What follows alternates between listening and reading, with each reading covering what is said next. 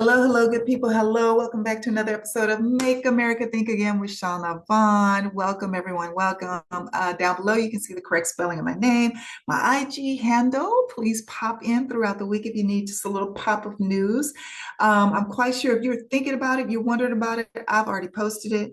And then also, you have down below my Cash App there. So if you want to bless a sister, bless a sister. Okay, y'all, let's get into the news. So the draft. Okay, so part of that big ugly bill that was passed that included money for the icy folks, that included more money for the military, also included language about the draft. And so, as of right now, the draft will be coming back to America in December this year, December 2026.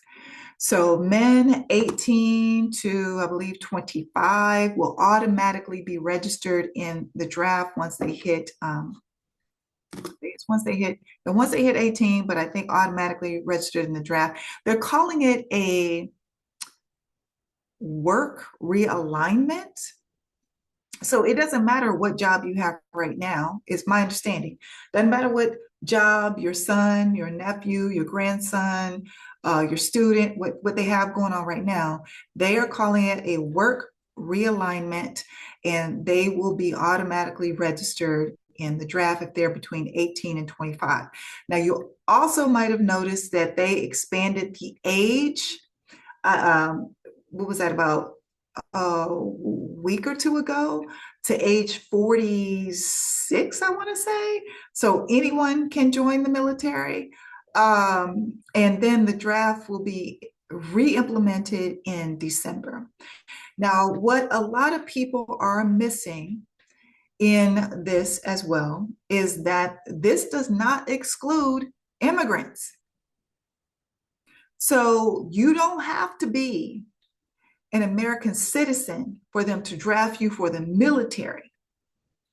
But you do have to be an American citizen for them to leave you the fuck alone and not try to snatch you up out of your car, from your job, or from your house and send you to another fucking country. Make it make sense, y'all. Make it make sense. Also, also, they have the ability to draft all American males as soon as they hit 18 to go into the military, but they do not have the capability, or they do not have I don't know, the forethought to just automatically register them to vote as well. No, they don't want that shit. They don't want that shit. So, yes, that's going to kick in December of this year. So, hide your sons, people. Hide your sons, or go take them to a doctor, see if they have some bone spurs or something. I don't know about I don't know about getting any psychological information on them, because I think at some point in time, if they stay in office long enough, I think they're going to use that against people. So I'd be very mindful of trying to take them to a therapist or psychiatrist, and deeming them unfit mentally to go. I don't know. I feel like they're going to come after people with mental illnesses. That's just me. Um, just based on history, just based on history, and also the fact that the felon is always bringing up people with mental health issues. Even though I've given y'all this history before, the people who left Europe to come over here to start America, or to find new land, a new place, to escape religious persecution, do you know part of those people who were included, because Europe wanted to get rid of them, were criminals and mental health patients? Yes. They put their asses on the boats and they said, bye bye, go with them. Here, take these people over there with you to settle as well.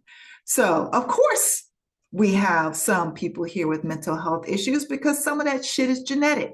And some of y'all, Caucasian people, you brought it over here with you through your ancestors. I'm not saying it doesn't exist with all ethnicities. I'm not saying that.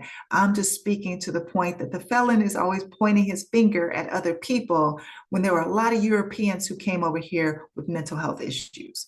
So that's it in a nutshell. All I know about the draft thus far.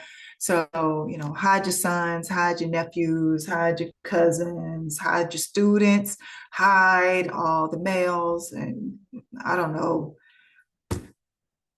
I don't know, spine curvature, I don't know. Whatever, do whatever you got to do because come December, they're going to be trying to register your child for war, a war that has nothing to do with us other than money for them, money for the Epstein class. That's what it's about.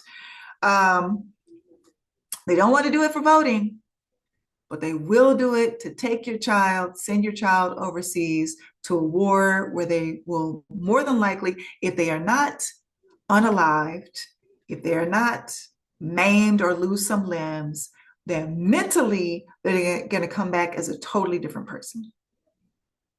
Totally different person. And I've been telling y'all this, that they were going to do this since I started this podcast, because I went into a conservative, unknowingly, went into a conservative meeting, symposium that was on campus one day and listened. And at that time, back in 2015, they were complaining that they couldn't get enough recruits because there were so many people addicted to opioids and et cetera. And they needed a new batch of folks, of kids, of young people. And here we are.